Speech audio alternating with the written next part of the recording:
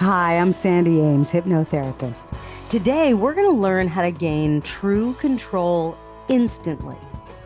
Oh, we're also going to cover James Taylor, the Beatles, Trevor Noah, and Will Smith, all in the same podcast. And at the end, I'm going to teach you 2 techniques to gain true control instantly. You ever have one of those Sunday mornings where it's just quiet and the sunlight is beaming through? I don't know if you have white curtains, but we have these beautiful white drapes. We live on a tree-lined street on the Upper West Side, so it was just this quiet city Sunday morning, sun spilling through the white drapes. And it was like my family forgot I existed in the best way. So I connected my phone through Bluetooth to the really good Bose speaker, and my bedroom was just flooded in this most beautiful song. You could feel the fingers on the guitar. They're like riding the sunshine in James Taylor's Something in the Way She Moves.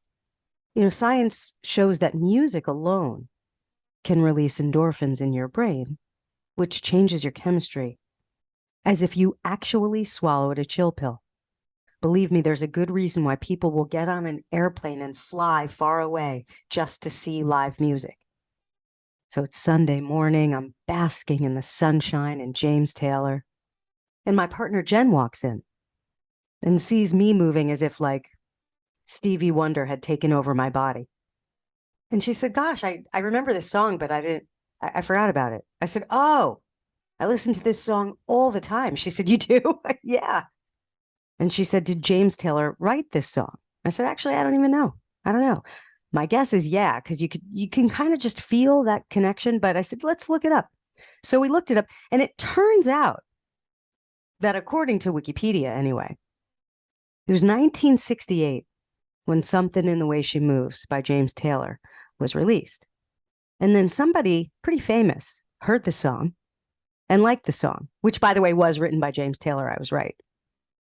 So the famous person who heard this song and loved this song is a guy named George Harrison. According to Wikipedia, George Harrison was so inspired by this beautiful song that he took the entire first line and used that line as the first line of a song that would then become a Beatles song called Something. You recognize that now? Something in the Way She Moves. That song, of course, a huge hit for the Beatles in 1969. There really is something, chemically something for our brain, whether we're listening to music or we're sort of going deep inside for a certain feeling, for a certain knowing. This is all going to come together by the end of this conversation. Recently, I saw a comedian talking about how one of her family members lives so far out in the woods that she doesn't even have internet or TV. And she talks about this family member and says, but she does have something else instead. So, of course, in my mind, I'm thinking, what, like an axe? And so she says, yeah, she doesn't have internet, which means she does have her own thoughts. You'll see how this all ties together. Trevor Noah recently interviewed Will Smith. I don't know if this was the first official Will Smith interview since the 2022 Oscars with the infamous Will Smith slapping Chris Rock moment that will ring on forever. If it wasn't the first interview, it was the first one I saw.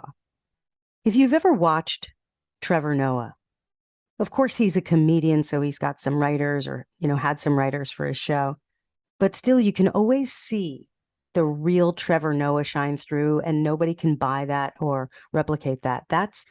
Watch him when he works, especially when he's talking to someone, so it sort of can't be pre-written. And you can see Trevor Noah going inside and using his own thoughts, using his own mind, using his own feelings. You can see his presence happening in real time. He's an amazing interviewer, amongst all the other things that Trevor Noah does. And he's able to converse with people on any side of any issue very comfortably. There's one really big reason for that. It doesn't mean he's without opinions. He's got them. He shares them. And yet still, he can be with anyone on any side of any issue and be clear and be fair and bask in, I don't know if there's a word for it, but it's just like golden light. real listening to them and to himself all at the same time. Clarity. Eckhart Tolle says in Power of Now, he talks about the need to be right is an act of violence. And when you look at people who need to prove their side, show their side, what is it they're needing to hold on to? Because if they really had that solid inner knowing, they wouldn't need you to feel the same way. They wouldn't need you to know it or hear it necessarily. It's mutually exclusive from freedom of expression. We should always express. We should always have our opinions. But the need to express and how and what, really subtle difference, major shift in who we are on the planet. When we really have taken enough time to go inward and understand our opinions, we never, ever need to change an opinion. But when we can understand that we have the power to shift our reaction to it, there's where we really start to express true control. And when we have that, there's no fear of being who we are. There's also no need to make sure everybody sees it and knows it in any particular way. We become more refined. We become more evolved. So one of the strongest parts of the conversation between Trevor Noah and Will Smith, Trevor was saying that after the slap incident, one of his friends called and said, oh yeah, that slap, that snap of Will Smith, he showed his true self. And other people said exactly the opposite. Other people said, well, his true self is really the good guy. And that slap, that snap of Will Smith, that was just a moment of screwing up, other people said.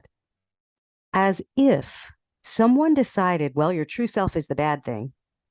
We should judge that. We should judge you. Or, from the other end, you're really just a good person who had a bad moment. How many people in that space are then justifying violent behavior? So is it justification or is it judgment? It's almost as if we're a society who looks for, what are we supposed to do here? Are we supposed to judge? Are we supposed to justify? Like it's one or the other.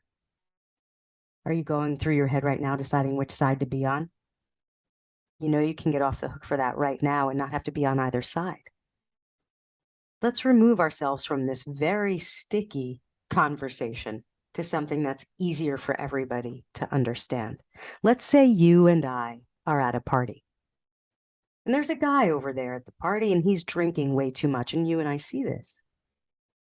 And now that guy's acting visibly drunk, and you and I are good people, so we say something to him. We say, hey man, you can't drive. And everybody at the party agrees with us, except for one person over at the other side of the room. And they come running over, they go, no, wait. That guy, he can drive because he's a professor. He can drive because he's a professor. Everybody knows that's ridiculous because we all know, my 11-year-old son knows, when we are under the influence of the chemical of alcohol, our judgment is impaired. We all know that. So it doesn't matter how smart you are. It doesn't matter if you're a professor. It doesn't matter if you're big and strong. If you are under the influence of the chemical of alcohol, your judgment is impaired. Everybody knows this, of course. But what our society fails to recognize is something so powerful and so profound that if more people actually understood this, society itself would make such a massive evolutionary shift. Knowing this one thing. People already know it, they just don't seem to apply it, and it goes like this. When we are under the influence of the cocktail of chemicals that we get when we go into fight or flight, you know what I'm talking about, that cocktail of chemicals. When you freak out, you go into fight or flight. That's the thing that makes you run away from a tiger very easily, and you could run as long as you need to for your survival, right? And the way a mother can pick up a car with her bare hands to save her children. You've heard stories like this before. So we get chemicals that surge through our body when we go into fight or flight. That cocktail of chemicals impairs our judgment. What it does is it blocks us from thinking.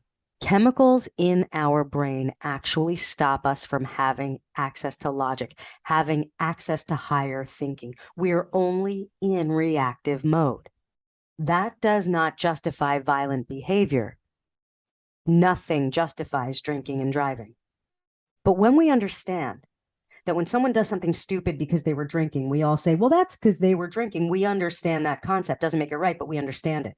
But when somebody does something unreasonable, out of character, out of the ordinary, when they are under the influence of the cocktail of chemicals they get from fight or flight, which also impairs your judgment, we call them unkind, unreasonable, irresponsible, no good.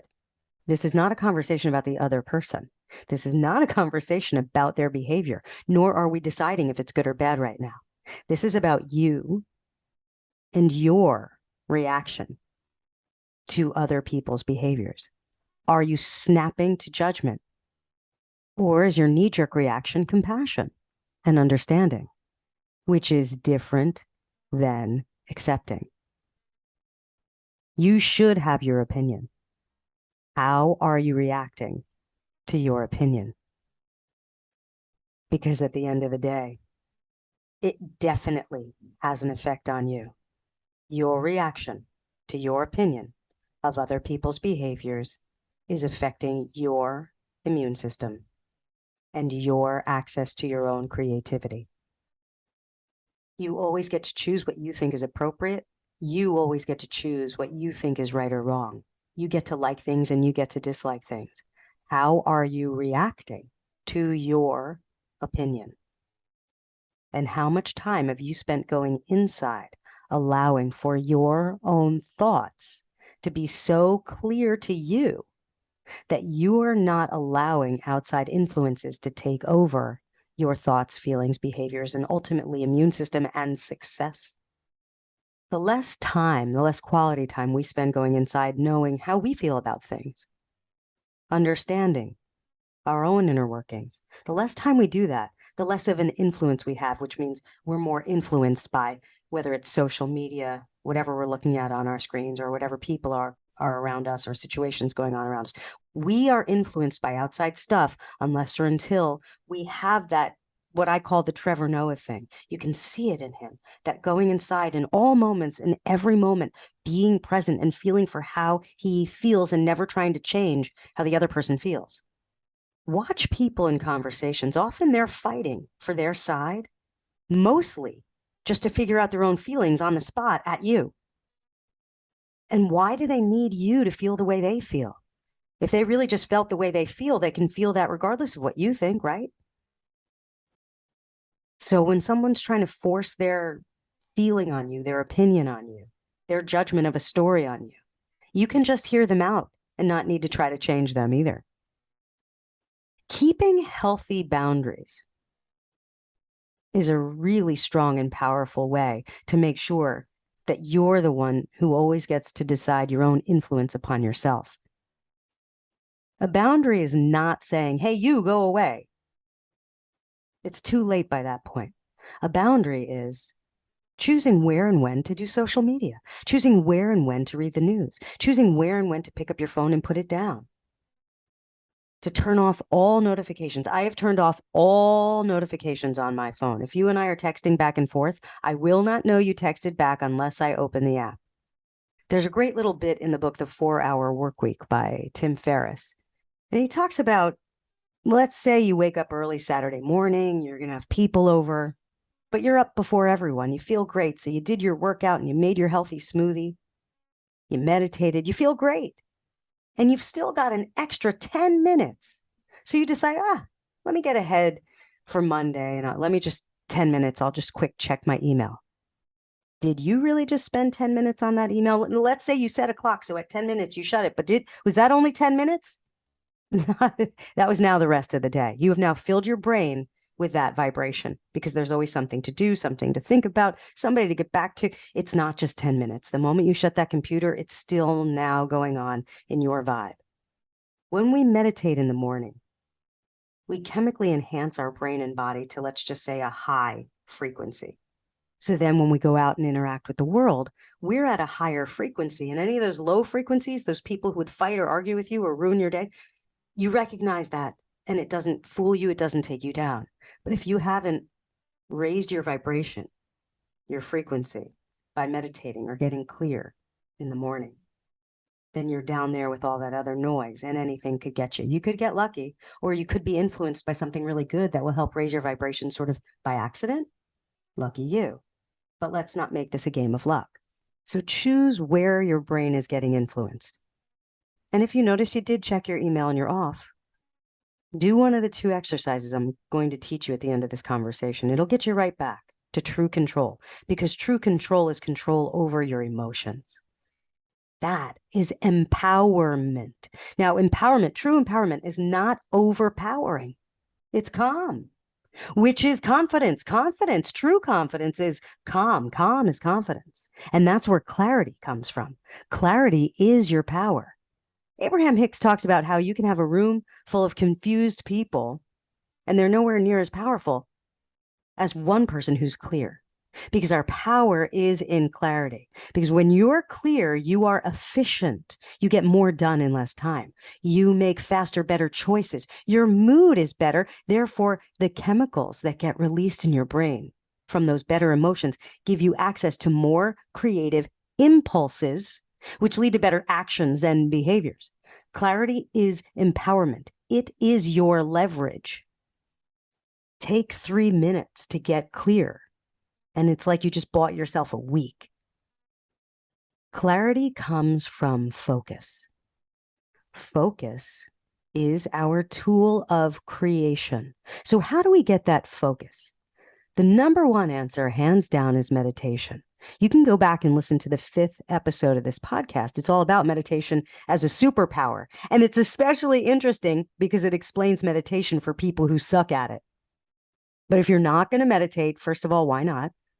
I know maybe you don't have time, but really you don't have time not to. But okay, fine. So I'm going to teach you 2 methods for getting to that brain space in under a minute. Either of these methods can scientifically and chemically release endorphins without having to work out or meditate. Number 1, notice your breathing. I'm going to give you 2 choices. Notice where the inhale ends and the exhale begins. And then where the exhale ends and the inhale begins. So you're noticing the top of the breath and the bottom of the breath. Imagine if you were driving a sports car and you went forward and then you decided to reverse. That car has to come to a complete stop before it goes back again. Same with the breath. When you get to the top of that inhale, that breath comes to a complete stop before it goes to the exhale, and same thing at the other end of the breath. So choice number 1 is when you get to the end of an inhale, pause the breath,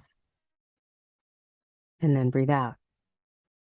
When you get to the end of that exhale, pause, and then breathe in.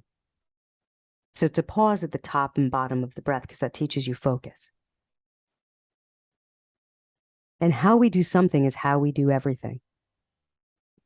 So when you work with focus on your breath, which is simple and easy, now you're developing focus in all areas of your life.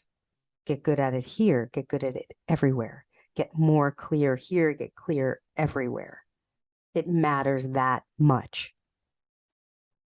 So you can do the stop at the top and bottom of breath, or imagine like a Ferrari that can really turn on a dime, even if it's going really fast. So you can sort of round that corner at the top of the breath and round that corner at the bottom of the breath. So if we were to draw the breath, it would look almost like an infinity sign, maybe going up and down. So your choice, pause at the top and bottom of your breath, or round and smooth around the corner at the top and bottom of the breath. You continue doing that.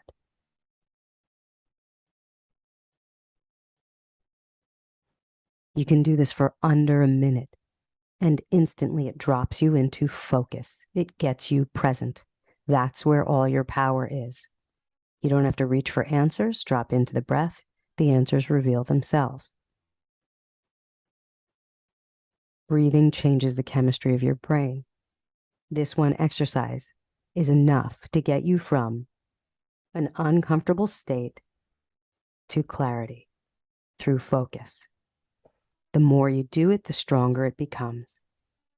If you add any motion to that breath, it becomes 10 times more powerful. Perhaps you breathe in the word or the feeling clarity. Maybe you like a different word. Freedom, ease, calm, empowerment, confidence. You decide. Maybe it's more of a feeling like warm, comfortable, melty. You decide. So as you breathe and you do the pause or the rounding of the corners, see the color of that emotion. Let it spread. I don't know if it spreads like ink or like light or like smushing peanut butter on toast through your body. Get creative with it. The more you do it, the stronger it becomes. It gets to the point where we just start that first breath with that color of that emotion. Maybe it's a sparkly color spreading through your body. And within seconds, it's hypnotically associated with that space where you like to just drop in and feel that feeling of true control, which is control over emotions, which is control over the situation, which is control over your future, your success, love, creativity. So that's number one, breathing, focus. You can stop at the top and bottom of the breath, or you can round the corners, and you can add the emotion. That's it. That's all you need to do. I call it focus breathing. Or you can do option 2. Option 2 is my go-to every time. It instantly gets me exactly where I need to be, no matter what the situation. And that is, in my head, I simply hear James Taylor's Something in the Way She Moves. If you have the luxury of your headphones available, you can actually listen to it. Do you have to pick that song? Yes. No. You can pick any song you want. Just notice your emotion. Notice how you feel. Oh, of course, I can make other recommendations like Desperado by the Eagles. Or that Fleetwood Mac song the guy is singing when he's on the skateboard on TikTok. That's a good one. Just check in and notice your go-to. Are you spending any time checking in with how you really feel about things? Let your opinions be yes, but really work with what your reactions are. Because if your go-to is TikTok, look, no problem. TikTok can be something to distract us from a negative emotion to make us feel a little better. That's fine. But is a tortilla slap really going to get us over our opinion of a man slap? Clear space in your time, your day, your mind for your own opinions, thoughts, feelings, clarity. Find a new boundary for how people can get in touch with you and when, and what is influencing you in any moment. If you feel you need to use the space or fill the space, do the focus breathing with the emotion, or just go to a song that you've chosen and let that be the same one you come back to every time. So you don't have to reinvent the wheel. And the more you do it, the stronger it becomes, and it becomes hypnotically associated with that feeling that gives you that real inner knowing, which is calm. And when you're there, you never need to prove your point to anyone. And you find you don't need to justify nor judge. You get to just be. Oh, and it's such a light feeling, such a free feeling. And freedom is when we have no fear. So go on, be fearless. You have 2 tools to get to true control. You got this.